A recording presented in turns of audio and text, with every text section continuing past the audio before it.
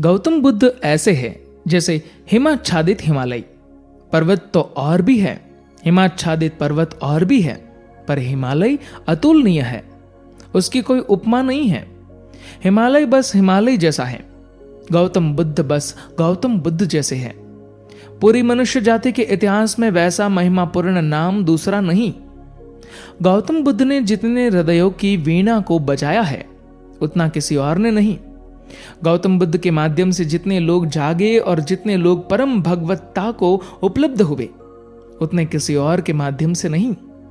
गौतम बुद्ध की वाणी अनूठी है और विशेषकर उन्हें जो सोच विचार चिंतन मनन विमर्श के आदि हैं। हृदय से भरे हुए लोग सुगमता से परमात्मा की तरफ चले जाते हैं, लेकिन हृदय से भरे हुए लोग कहाँ हैं? और हृदय से भरने का कोई उपाय भी तो नहीं है। हो तो हो, न हो तो न हो, ऐसे आकस्मिक नैसर्गिक बात पर निर्भर नहीं रहा जा सकता। बुद्ध ने उनको चेताया जिनको चेताना सर्वाधिक कठिन है। विचार से भरे लोग, बुद्धिवादी, चिंतन मननशील, प्रेम और भाव से भरे लोग तो परमात्मा की तरफ सरलता से झुक जाते हैं। उन्हें झुकना नहीं पड़ता।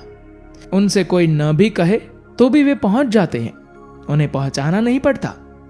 लेकिन वे तो बहुत थोड़े हैं और उनकी संख्या रोज थोड़ी होती गई है। अंगुलियों पर गिने जा सके ऐसे लोग हैं। मनुष्य का विकास मस्तिष्क की तरफ हुआ है। मनुष्य मस्तिष्क से भरा है।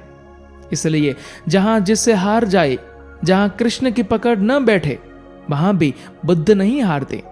वहां भी बुद्ध प्राणों के अंतरतम में पहुंच जाते हैं। बुद्ध का धर्म बुद्धि का धर्म कहा गया है।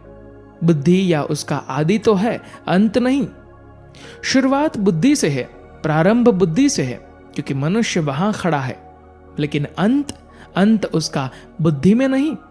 अंत तो परम अतिक्रमण है, जहां सब विचार खो जाते हैं, सब बुद्धिमत्ता विसर्जित हो जाती है, जहां केवल साक्षी, मात्र साक्षी शेष रह जाता है। लेकिन बुद्ध का प्रभाव उन लोगों में तत्क्षण अनुभव होता है जो सोच विचार में कुशल है। बुद्ध के साथ मनुष्य जाति का एक नया अध्याय शुरू हुआ। 2500 वर्ष पहले बुद्ध ने वह कहा जो आज भी सार्थक मालूम पड़ेगा और जो आने वाली सदियों तक सार्थक रहेगा। बुद्ध ने काफी कह दिया, जरूरत से ज्यादा कह दिया, जितना समझना जरूरी हो उससे ज्यादा कह दिया, जितने से पूरी यात्रा हो सकती है उतना कह दिया, पूरा सेतु निर्मित कर दिया, रास्ता पूरा साफ कर दिया। काश सुनने वालों में थोड़ी भी समझ होती तो वही देखते जिस तरफ बुद्ध देख रहे हैं। बुद्ध क्या कहते हैं यह समझना जरूरी नहीं है। बुद्ध कहां देखते हैं वहां देखना जरूरी है। बुद्ध क्या बोलते हैं यह व्यर्थ है। बुद्ध कैसे है वही सार्थक है। बुद्ध की आंखों में क्या झलक रहा है वह हमें खोजना चाहिए। बुद्ध के शब्दों में क्या झलक आ रही है वह तो बहुत दूर की है। बुद्ध की आंखें बिल्कुल खजाने के पास है।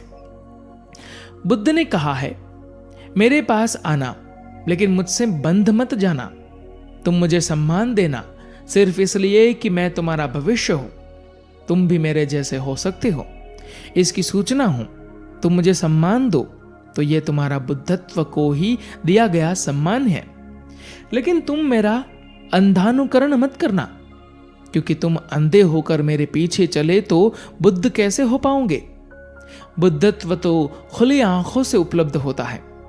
बुद्ध आंखों से नहीं, और बुद्धत्व तो तभी उपलब्ध होता है जब तुम किसी के पीछे नहीं चलते, खुद के भीतर जाते हो। कल्याण मित्र बुद्ध का शब्द है गुरु के लिए। बुद्ध गुरु के शब्द के पक्षपाती नहीं, थोड़े विरोधी है। बुद्ध अनूठे मनुष्य है। वे कहते हैं कि गुरु शब्द विकृत हो गया है, हो भी गया है, उस दिन भी हो गया था। गुरुओं के नाम पर इतना व्यवसाय चला है। गुरुओं ने लोगों को कहीं पहुंचाया ऐसा तो मालूम नहीं होता है। कभी 100 गुरुओं में कोई एक गुरु होता होगा, 99 तो गुरु नहीं होते, सिर्फ गुरु अभ्यास। इसलिए बुद्ध ने नया शब्द चुन लिया, कल्याण मित्र। बुद्ध ने अपने शिष्यों को कहा है कि मैं तुम्हारा कल्याण मित्र हूं। बुरे मित्रों की संगति न करे, न अधम पुरुषों की संगति करे, कल्याण मित्रों की संगति करें और उत्तम पुरुषों की संगति करें। कल्याण मित्र का अर्थ है जो पहुंच गया, जिसने शिखर पर घर बना लिया। उत्तम पुरुष का अर्थ है जो मार्ग पर है लेकिन तुमसे आगे है, तुमसे श्रेष्ठतर है, तुमसे सुंदरतम है। उत्तम पुरुष का अर्थ है साधु। उत्तम पुरुष का अर्थ है थोड़ा तुमसे आगे, कम से कम उतना तो तुम्हें ले जा सकता है, कम से कम उतना तो तुम्हें खींच ले सकता है। कल्याण मित्र वही है जो तुम्हारे भीतर की मनस्थिति को बदलने में सहयोगी हो जाता है। यह तभी संभव है जब तुमसे वह आगे गया हो। जो तुमसे आगे नहीं गया है वह तुम्हें कहीं ले जा न सकेगा। आगे ले जाने की बातें भी करे तो भी तुम्हें नीचे ले जाएगा। मैं तुम्हें बुद्ध की बात संक्षिप्त में कह दूं। बुद्ध कहते हैं, न कोई गुरु है न कोई शिष्य है, और मैं तुम्हारा गुरु और तुम मेरे शिष्य। मेरे पास सिखाने को कुछ भी नहीं है, और आओ मैं तुम्हें सिखाऊं। गुरु की कोई जरूरत नहीं है, और आओ मेरा सहारा ले लो। यह सर्वांगीण सत्य है, क्योंकि दोनों बातें इसमें आ गई। इसमें गुरु शिष्य भी आ गए और गुरुता भी नहीं आई, और शिष्य का अपूर्व नाता भी आ गया, और नाता मोह भी नहीं बना। वह अतरंग संबंध भी निर्मित हो गया, लेकिन उस अतरंग संबंध में कोई गांठ नहीं पड़ी, कारागृह नहीं बना। बुद्धम शरणम गच्छामि। धन्यवाद।